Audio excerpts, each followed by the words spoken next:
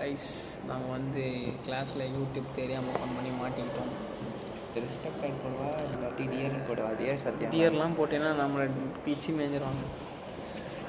இதுக்கு வந்து என்ன பண்ணுறது தெரியல. எக்ஸ்போஷராக அதிகமாகுது. ஓகே கம்ப்ளீட்டாக அங்கே வந்து தெரியாமல் தான் யூடியூப் ஓப்பன் பண்ணோம். ஓப்பன் பண்ணும்போது ஷார்ட்ஸ் ஓடிச்சு. அதுக்குள்ளே அங்கேருந்து மேம் இவன் வந்து வாட் ஆர் யூ டூயிங் அப்படின்னு கேட்டாங்க. நாங்கள் 2 பேர் வெவ்வேறு முடிச்சுட்டு அங்கேருந்து இருந்து வந்துட்டோம். எங்களை வந்து சத்யா மேம்கிட்ட வந்து லெட்ரு எழுதி வேணும் சொன்னாங்க. வந்து காதல் மன்னன் வந்து லெட்ரு எழுதுறாரு. அப்பாலேஜ் இருக்கு. அதுவும் நாங்கள் மெட்டாய் பண்ண எழுதுவோம்.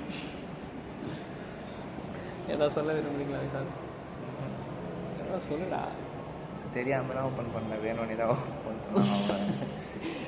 Video proof கொடுத்துருவாடா. நான் ஓப்பன் பண்ணலப்பா. நான் சும்மா உட்காந்துட்டு நான் வந்து யூடியூப்லேருந்து நோட்டிஃபிகேஷன் வந்தது கைஸ். நான் டச் பண்ணேன். ஓப்பன் என் ஃபோனில் நோட்டிஃபிகேஷன் ஆஃபில் இருக்கும். யூடியூப் ஆன் பண்ணலாம் மயிலாண்டி.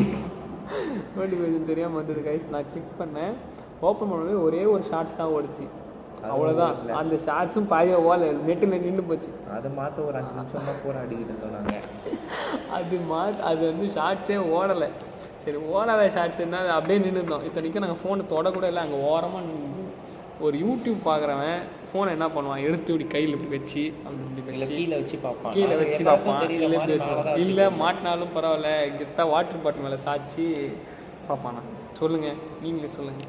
அப்போ யார் மேலே தப்பு? எங்கள் மேலே தப்பு இல்லை. யார் சொன்னால் நாங்கள் தப்பே பண்ணலை. அதாவது இதுக்கு நடந்தது முக்கிய காரணம் வந்து நோட்டிஃபிகேஷன் வந்தது. அவரோட ஆன்சரை கிளிக் பண்ண போகும்போது யூடியூப் நோட்டிஃபிகேஷன் உள்ளே வந்துச்சு. இது சத்தியம். சார் சிரிக்காதடா. உண்மை கைஸ். இப்போ வந்து எவனா கூத்தாவை கூத்துருல பார்க்கலாம்.